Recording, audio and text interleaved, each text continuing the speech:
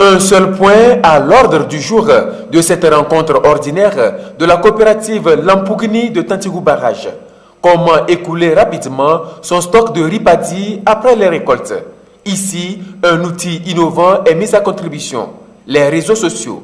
Pour chercher le marché, on écrit sur le portable pour donner nos partenaires. On travaille avec Aesop, Savane et Anzat Savane.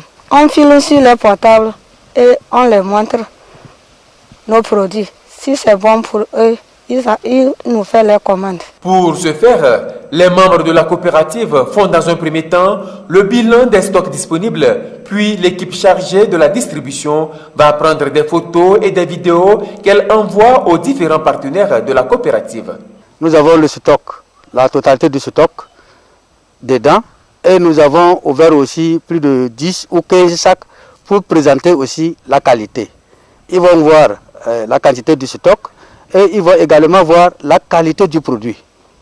Donc à présent, il ne reste que à les envoyer seulement. Je prends le stock et quelques 3 sacs ouverts pour leur présenter aussi la qualité du stock.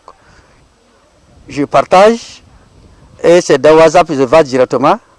Je cherche où se trouvent les producteurs en SAT. C'est ça, producteur en SAT Savane. Alors je clique là-bas et je les envoie. Voilà, c'est parti. En SAT a déjà les stocks et les sacs ouverts. Le prix que nous allons fixer, ils vont voir. Et ils vont voir également la qualité du produit. C'est le IR 841. Donc tous les mois, ils vont voir ça. Et c'est en fonction de ça qu'ils vont nous répondre.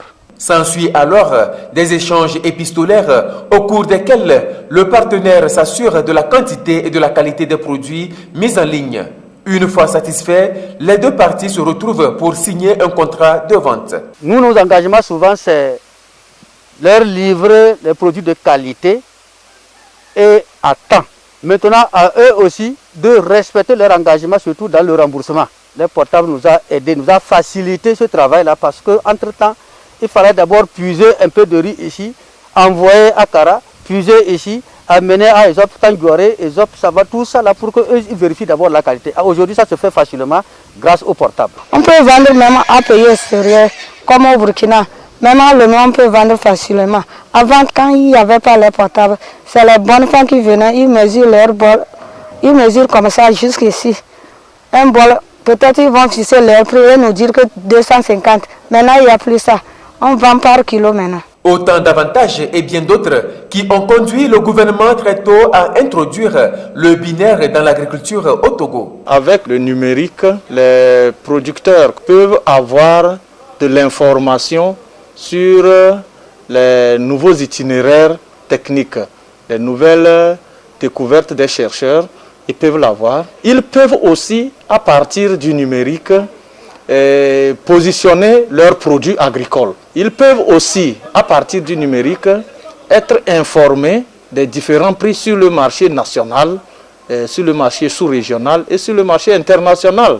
C'est la raison pour laquelle le gouvernement a initié la bourse régionale agricole.